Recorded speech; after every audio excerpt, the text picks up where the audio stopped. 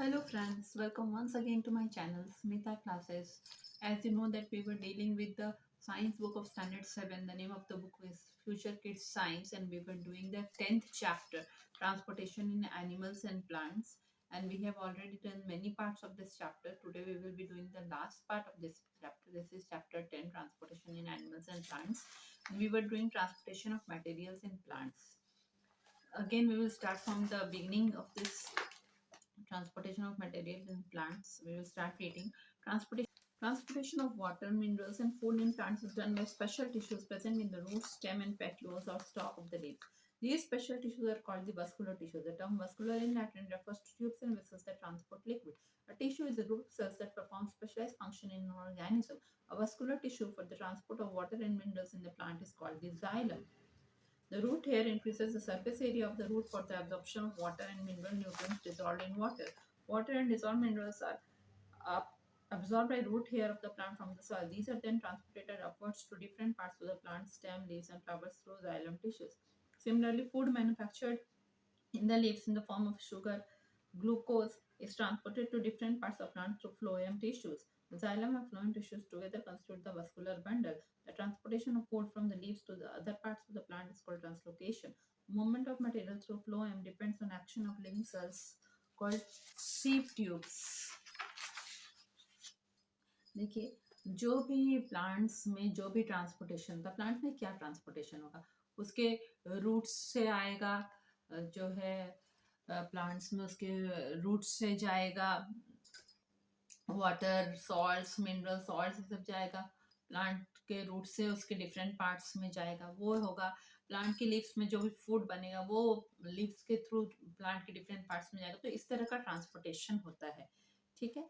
तो जो भी ट्रांसपोर्टेशन हो रहा है वाटर, मिनरल या फूड जो भी प्लांट्स में हो रहा है, वो स्पेशल तरह का टिश्यूज प्रेजेंट है प्लांट्स में जिसके थ्रू हो रहा है। वो टिश्यू कहाँ प्रेजेंट है? रूट्स में, जड़ों में, प्लांट के जड़ों में, स्टेम में, प्लांट की टहनियों में, and petioles, stock of the leaves, leaves का जो नीचे वाला पोर्शन होता है, हाँ, जहाँ से वो स्टार्टिंग होता है, वहां पे सारा प्रेजेंट है, ठीक है। इन सभी जगहों पे वो स्पेशल टिश्यूज प्रेजेंट है और इन टिश्यू का नाम क्या है? वस्कुलर टिश्यू नाम है, ठीक है। इन टिश्यूज का नाम वस्कुलर टिश्यू है जो कि ट्रांसपोर्टेशन में मदद करता है, ठीक है। क्यों ये वस्कुलर टिश्यू है? क्योंकि ये लैटिन लैंग्वेज से लिया गया है। लैटिन लैंग्वेज में वस्कुलर का मतलब होता है tubes and vessels that transport liquid. ऐसा ट्यूब्स, ऐसा पाइप्स जो कि लिक्विड को ट्रांसपोर्ट करता है, उसको वस्कुलर कहते हैं लैटिन लैंग्वेज में। तो उसी से ये वस्कुलर टिश्यू लिया गया है, नाम लिया गया है। अब टिश्यू क्या है? हम लोग जानते हैं कि एक ग्रुप ऑफ सेल्स जो एक पर्टिकुलर स्पेशलाइज्ड फंक्शन कर रहा है उसको टिश्यू कहते हैं। तो अलग अलग मस्कुलर टिश्यू अलग होगा, स्किन सेल्स अलग होगा, स्किन सेल्स का टिश्यू अलग होगा, तो सबका टिश्यूज अलग अलग होता है, ठीक है। तो प्लांट में वाटर और मिनरल्स जहां जहां पहुंचाना है, वहां पहुंचाने के लिए जिस टिश्यू, जिस वस्कुलर टिश्यू को हम लोग यूज कर रहे हैं, उसका नाम क्या है? जाइलम नाम है उस वस्कुलर टिश्यू का। अब क्या करता है कि जो रूट्स है प्लांट का, हम लोग जानते हैं रूट्स फाइब्रस और टैप रूट्स दो तरह का हम लोगों ने पढ़ा है।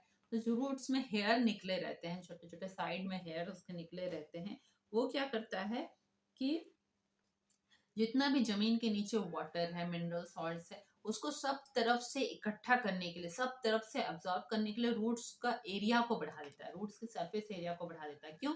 क्योंकि साइड साइड से रूट्स के हेयर निकले हुए हैं जो सब तरफ फैले हुए हैं, तो वो रूट्स का सरफेस एरिया को बढ़ा देता है, जिसके कारण कि वाटर और मिनरल सॉल्ट्स जो है, मिनरल न्यूट्रिएंट्स जो है, वो जो है रूट्स एब्सॉर्ब करता है जमीन से, मिट्टी से, ठीक है। अब जो है सॉयल से वाटर और डिजॉल्व मिनरल, जो मिनरल डिजॉल्व है वाटर में और सॉयल में है, वो सबको रूट्स जो है इकट्ठा करता है, ठीक है। और फिर उसको ऊपर ट्रांसपोर्ट करता है, रूट्स के थ्रू ऊपर ऊपर प्लांट में वो जाता है। कहाँ कहाँ जाएगा? स्टेम में जाएगा, प्लांट की टहनियों में, पत्तों में, फूल में, इन सब जगह पे जाएगा। तो जो टिश्यू इन सबको नीचे से प्लांट के रूट से ऊपर की तरफ लेके जा रहा है वो है जाइलम टिश्यू, ठीक है। इसी तरह पत्ते को, फ्लावर को सब कुछ मिल गया, पत्ते को सब कुछ मिल गया, वाटर, मिनरल्स और सनलाइट वगैरह बाहर से तो मिल रहा है। फिर वो पत्ते में खाना बना, फूड फैक्ट्री है पत्ता, वहां खाना बन के अब पत्ता उसको हर तरफ ट्रांसपोर्ट करना चाह रहा है। जो पत्ते में जो खाना बना है, ठीक है। फूड मैन्युफैक्चर जो हुआ है पत्तों में वो शुगर के फॉर्म में है, ठीक है, ग्लूकोज के फॉर्म में रहता है, शुगर के फॉर्म में रहता है, उसको प्लांट के हर एक पार्ट्स में ट्रांसपोर्ट किया जाता है। अब एक दूसरा टिश्यू है जो कि बने हुए तैयार खाने को जो है लेके पत्तों से प्लांट के अलग अलग पार्ट्स में पहुंचा रहा है, उस टिश्यू का नाम है फ्लोएम टिश्यू, ठीक है। तो ये दोनों ही वस्कुलर टिश्यू में आएंगे, जाइलम और फ्लोएम। जाइलम लिक्विड्स और मिनरल सॉल्ट्स को ऊपर ले जा रहा है, और फ्लोएम टिश्यू जो है वो फूड को लीव से लेके प्लांट के अलग अलग पार्ट्स में पहुंचा रहा है, ठीक है। तो इस तरह ये जो ट्रांसपोर्टेशन हो रहा है, तो ये जाइलम और फ्लोएम टिश्यू दोनों मिलके हम उनको क्या कहेंगे, वस्कुलर बंडल कहते हैं, ठीक है। अब ये जो ट्रांसपोर्टेशन हो रहा है फूड का लीव्स से अलग अलग पार्ट ऑफ प्लांट्स में, ठीक है, लीव से अलग अलग पार्ट ऑफ प्लांट्स में फूड को ट्रांसपोर्ट किया जा रहा है, उसको कहते हैं ट्रांसलोकेशन कहते हैं, ठीक है। अब जो है देखिए लिविंग सेल्स में जो है प्लांट का जो लिविंग सेल्स है, ठीक है, उसमें मतलब होल टाइप का सेल्स है जिसको सीव ट्यूब्स कहते हैं। जैसे कि हमारे घर में हम लोग छलनी यूज करते हैं, उसी तरह उसमें होल्स टाइप का सेल्स बना हुआ है, जो कि जब फ्लोएम टिश्यू फूड को लेके जाएगा तो साइड साइड से प्लांट का सेल्स उसको एब्जॉर्ब करता हुआ जाएगा, ठीक है। तो इस तरह जो है मटेरियल फ्लो हो रहा है, मूवमेंट हो रहा है फ्लोएम टिश्यू में। तो ये जो सीव ट्यूब्स है, छलनी जैसे ट्यूब्स है, वो मदद करते हैं कि फ्लोएम टिश्यू के थ्रू फूड ट्रांसपोर्ट हो प्लांट के दूसरे पार्ट्स में। अब नेक्स्ट हम लोग हेडिंग पढ़ेंगे ट्रांसपिरेशन। उसके पहले हम लोग एक एक्टिविटी में देखेंगे कि जो है हम लोग एक जार लेंगे, ठीक है, उसमें जो है हम लोग पानी डालेंगे, 1/3 ऑफ द जार तक हम लोग पानी डालेंगे, फिर उसमें थोड़ा रेड इंक डालेंगे, फिर एक कोई भी एक हर्ब का, चाहे तुलसी हो, मिंट हो, जो भी हो, एक हर्ब का एक स्टेम को काट के, स्टेम का बेस को काट के हम उसमें डाल देंगे उस ग्लास जार में, थोड़े देर एक दिन तक छोड़ देंगे। तो हम लोग क्या देखेंगे कि हर्ब का उस हर्ब के प्लांट का पार्ट के ऊपर ऊपर एरियाज में रेडनेस दिखाई देगा, इसका मतलब कि वाटर और मिनरल उसके स्टेम के थ्रू ऊपर चला गया जाइलम टिश्यू के थ्रू, ठीक है। अब नेक्स्ट हेडिंग हम लोग पढ़ेंगे transpiration. Plants absorb mineral nutrients and water from the soil. All this water is not used by the plants. The excess water evaporates through the stomata present on the surface of leaves. The process of losing water in the form of water vapor from a plant is called transpiration. Transpiration of water from leaves creates a suction pool, which can even pull water to great heights in the tall trees. It also cools the plant. Excretion in plants. Plants have no specialized organ for the removal of waste, as in case of multicellular animals. However, they make use of some special methods to eliminate waste product. The gaseous waste, carbon dioxide, oxygen of respiration and photosynthesis are released into the air by stomata of leaves and lenticels of stem. Some wastes are stored in leaves and barks of trees, which are periodically shed to get rid of the excretion. Due to breakdown of proteins and other compounds containing nitrogen, ammonia is formed in plants as a byproduct. This ammonia can be used by plants to synthesize new compounds.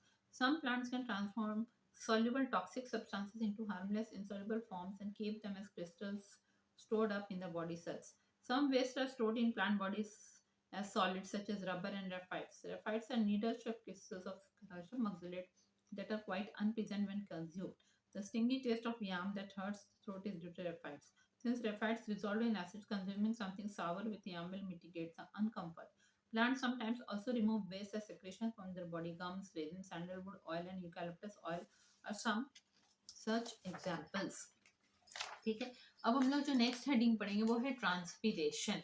तो transpiration होता क्या है, plant जो है soil के through वो water और minerals को एब्जॉर्ब करता है, प्लांट सॉइल के थ्रू, रूट्स के थ्रू एब्जॉर्ब करता है, ठीक है। वो सारा वाटर प्लांट सारा कुछ यूज नहीं कर पाता है, वो ज्यादा ही वाटर एब्जॉर्ब कर देता है, सारा यूज नहीं कर पाता। तो जो एक्सेस वाटर प्लांट में हो जाता है वो प्लांट बाहर से कहाँ से निकाल देगा बाहर। तो प्लांट के लीव्स में हम लोग जानते हैं स्टोमेटा होता है, स्मॉल होल्स रहते हैं प्लांट के लीव्स में, तो वो स्टोमेटा के थ्रू ही वो जो एक्सेस वाटर होता है वो इवापोरेट हो जाता है, भाप बनकर हवा में चला जाता है, ठीक है। लीव्स के सरफेस के, लीव्स के ऊपर के, लीव्स के जो लेयर है, लीव्स का जो सरफेस है, उससे वो इवापोरेट होके पानी बाहर चला जाता है। तो ये जो प्रोसेस है, ये जो प्रक्रिया है, ये वाटर लूज करेंगे हम लोग वाटर लूज करके किस फॉर्म में चला जा रहा है, वाटर वेपर फॉर्म में। तो वाटर लूज करके जो वाटर वेपर फॉर्म में चला जा रहा है, इस प्रोसेस को हम लोग ट्रांसपिरेशन कहते हैं। Transpiration of water from leaves creates a suction pull which can even pull water to great heights in the tall trees. It also cools the plant. अब क्या है, ये जो ट्रांसपिरेशन प्रोसेस होता है कि वाटर इवापोरेट होगा उसके पत्तों से, बाहर हवा में चला जाएगा, तो इसके कारण क्या होता है, एक सक्शन पुल होता है, मतलब एक तरह का खिंचाव प्लांट महसूस करता है कि उसमें से पानी को खींच के बाहर निकाला जा रहा है।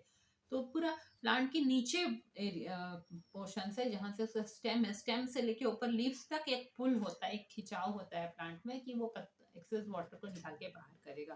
तो इसके कारण क्या होता है, जब ये ट्रांसपिरेशन होता है तो प्लांट में रूट्स के पास से बहुत ऊंचे ऊंचे जो ट्रीज होते हैं उनके पूरे हाइट में, टॉप हाइट तक पानी पहुंच जाता है ट्रांसपिरेशन जब प्रोसेस, और वहां से जाके वो इवापोरेट होता है। तो इसके कारण क्या होता है कि ग्रेट हाइट वाले जो ट्री होते हैं, बहुत लंबे ट्रीज होते हैं, उनके टॉप तक पानी पहुंच जाता है सक्शन पुल के कारण, और उसके कारण पेड़ ठंडा भी रहता है। गर्मी के दिनों में पेड़ ठंडा रहेगा। ठीक है, तो ये एक्सेस वाटर जो लूज हो रहा है उसको ट्रांसपिरेशन कह रहे हैं, और ट्रांसपिरेशन के कारण एक सक्शन पुल हो रहा है। वो सक्शन पुल के कारण वाटर बहुत हाइट वाले ट्रीज में टॉप मोस्ट पोर्शन तक भी पहुंच जाता है। अब एक्सक्रीशन इन प्लांट्स, की प्लांट्स अपना वेस्ट प्रोडक्ट किस तरह से निकालते हैं। प्लांट्स का अपना कोई स्पेशलाइज्ड ऑर्गन नहीं होता है वेस्ट प्रोडक्ट निकालने का, जैसे ह्यूमन बींग्स और एनिमल्स में होता है। उनका कुछ ऑर्गन नहीं होता है कि वो वेस्ट को निकाले, जैसे कि बाकी मल्टी सेलुलर बहुत सारे सेल वाले ऑर्गेनिजम्स में होता है। ठीक है, तो वो एक स्पेशल तरीके से अपने बॉडी से वेस्ट प्रोडक्ट निकालते हैं। जो भी उनका गैसियस वेस्ट है, गैसियस वेस्ट क्या होगा, जब वो रेस्पायर करते हैं, सांस लेते हैं, तो उनका गैसियस वेस्ट कार्बन डाइऑक्साइड है। और जब वो फोटोसिंथेसिस करते हैं तब उनका गैसियस वेस्ट क्या होता है, ऑक्सीजन होता है। ठीक है, तो उसको जो है वो लोग कहाँ से निकालेंगे, वो वही लीव्स के स्टोमेटा से वो लोग बाहर उसको छोड़ देते हैं, कार्बन डाइऑक्साइड और ऑक्सीजन को, और स्टेम के लेंटिकल्स से, स्टेम के कुछ पार्ट से भी उसको वो लोग बाहर छोड़ देते हैं। ठीक है, अब प्लांट में कुछ और वेस्ट प्रोडक्ट है, उसको वो कहाँ करता है, वो उसको अपने लीव्स में स्टोर करके रखता है वेस्ट प्रोडक्ट को, या प्लांट के जो छाल होते हैं, बार्क होता है, उसमें भी वो उसको स्टोर करके रखता है। प्लांट के ट्रंक के ऊपर जो छाल रहती है, बार्क ऑफ ट्रीज जो है, वहां रहता है। तो जब क्या होता है कि हम लोग जानते हैं हर साल एक टाइम ऐसा आता है जब प्लांट्स अपना लीव्स को शेड करते हैं, कुछ प्लांट्स, उस समय ये वेस्ट प्रोडक्ट वो लोग शेड कर देते हैं, सूखे पत्ते गिर जाते हैं, उसी से वेस्ट प्रोडक्ट उनके बॉडी से निकल जाता है। ठीक है, अब क्या है कि चूंकि जो है प्लांट में खाना बन रहा है, खाना को फिर प्लांट यूज कर रहा है, इस पूरे प्रोसेस में क्या हो रहा है कि जो भी प्रोटीन न्यूट्रिएंट्स है वो ब्रेक डाउन हो रहा है, प्लांट के भीतर प्रोटीन ब्रेक डाउन हो रहा है, और दूसरा कंपाउंड्स भी ब्रेक डाउन हो रहा है। ऐसा कंपाउंड में जिसमें नाइट्रोजन हो, ऐसा कंपाउंड्स भी ब्रेक डाउन हो रहा है। ठीक है, तो ये जब पूरा प्रोसेस हो रहा है, प्रोटीन का ब्रेक डाउन हो रहा है और दूसरे कंपाउंड जिसमें नाइट्रोजन है उसका ब्रेक डाउन हो रहा है, उसको तोड़ के प्लांट एनर्जी यूज कर रहा है, उस समय जो है अमोनिया गैस बन जाता है प्लांट में एज अ बाई प्रोडक्ट है। एक्स्ट्रा प्रोडक्ट क्या बनता है, अमोनिया बन जाता है। ठीक है, अब इस अमोनिया को जो है प्लांट यूज करता है ताकि वो नया नया कंपाउंड बना सके। एक तरह से ये बाई प्रोडक्ट, एक्स्ट्रा प्रोडक्ट है प्लांट का, पर प्लांट उस अमोनिया को यूज कर लेता है नया कंपाउंड्स बनाने के लिए। कुछ कुछ प्लांट्स ऐसा करते हैं कि उनका जो टॉक्सिक सब्सटेंस है, जो कि नुकसानदेह सब्सटेंस है उनके बॉडी में, जो कि सॉल्यूबल है, पानी में घुला हुआ है, उसको वो लोग हार्मलेस इनसॉल्युबल फॉर्म में चेंज कर देते हैं। ठीक है, ऐसे सॉल्युबल फॉर्म को वो लोग उसको जो उनके लिए नुकसानदेह था, उसका नुकसान को वो लोग कम कर देते हैं और इनसॉल्युबल कर देते हैं। अब वो उनके बॉडी के पानी में घुल के नहीं रहेगा, और वो क्रिस्टल फॉर्म में प्लांट में स्टोर होके रहता है। क्रिस्टल क्रिस्टल जैसा स्ट्रक्चर दिखाई देगा उसका। ठीक है, वो प्लांट के सेल्स में, प्लांट के बॉडी सेल्स में वो क्रिस्टल जैसा स्टोर होके रहेगा। कुछ कुछ वेस्ट जो है वो प्लांट बॉडी में सॉलिड फॉर्म में स्टोर होके रहता है, जैसे कि रबर। रबर तो सॉलिड तो नहीं होता है, रबर तो आप लोग देखते हैं कि लिक्विड जैसा निकलता है रबर ट्री से, जब हम लोग रबर निकालेंगे। ठीक है, तो वो भी एक तरह का वेस्ट ही है।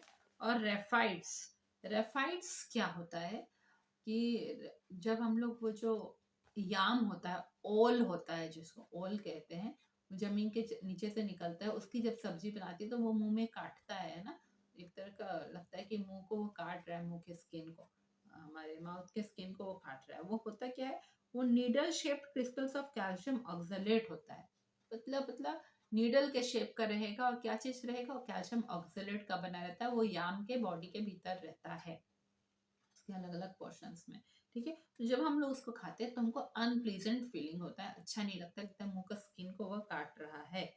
ठीक है, तो इसीलिए जब हम लोग याम खाते हैं तो लगता है हमारे गले को, थ्रोट को वो हर्ट कर रहा है, थ्रोट को नुकसान पहुंचा रहा है, थ्रोट में काटने जैसा फील हो रहा है, अंदर अंदर खुजली जैसे फील हो रही है।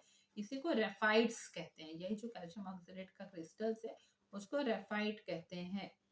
ठीक है, तो ये क्या है, ये भी उस प्लांट का वेस्ट प्रोडक्ट है, रेफाइड। ठीक है, अब है कि रेफाइड का एक प्रॉपर्टी है कि वो एसिड में डिसॉल्व हो जाता है, इसीलिए जब याम की सब्जी बनाते हैं तो उसमें या तो लेमन डालते हैं या खट्टी चीजें कुछ डालते हैं, ताकि वो उस रेफाइड का अनप्लेजेंट टेस्ट को कम कर सके। हाँ, और हम लोग को अनकंफर्ट इतना फील नहीं हो। लोग याम खाते हैं पर नींबू वगैरह डाल के उसमें खाते हैं, उसको बनाते समय या तो टोमेटोस डालेंगे या लेमन डालेंगे।